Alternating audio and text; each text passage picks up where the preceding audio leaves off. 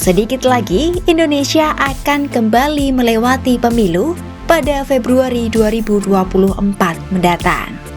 Tapi sahabat Kompas.com tahu nggak sih, pemilu di Indonesia sudah mengalami perjalanan yang cukup panjang. Mulai dari yang dulunya hanya dilakukan untuk memilih partai politik guna mewakili lembaga perwakilan rakyat seperti DPR, sedangkan presiden dan wakilnya dipilih oleh MPR, hingga akhirnya rakyat juga ikut serta dalam pemilihan presiden. Lantas bagaimana sejarah pemilu pertama di Indonesia? Tahun 1955 menandai pemilu pertama di Indonesia yang dilakukan sejak merdeka pada tahun 1945. Semula pada 3 November 1945, pemerintah melalui maklumat merencanakan penyelenggaraan pemilu pada Januari 1946. Namun, rencana ini ditunda karena masalah keamanan dan perang kemerdekaan.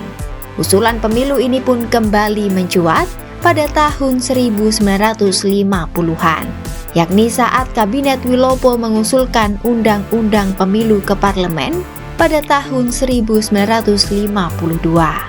Undang-undang ini lantas disetujui pada April 1953. Kampanye pun baru dilaksanakan pada masa pemerintahan Sastro Amijoyo.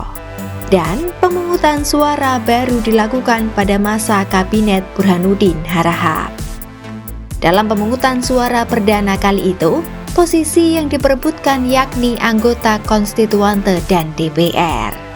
Secara keseluruhan, ada 272 kursi yang tersedia untuk DPR, di mana 15 kursi diantaranya dialokasikan untuk etnis tertentu. Sedangkan di Majelis Konstituante terdapat 520 kursi yang diperebutkan.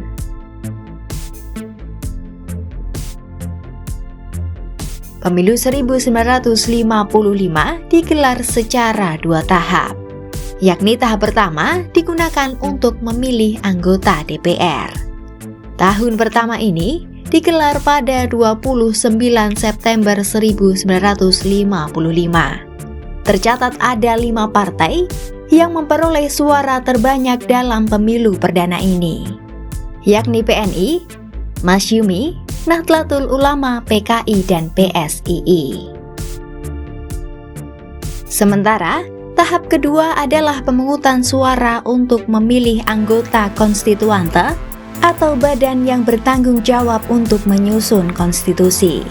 Tahap itu dilaksanakan pada 15 Desember 1955.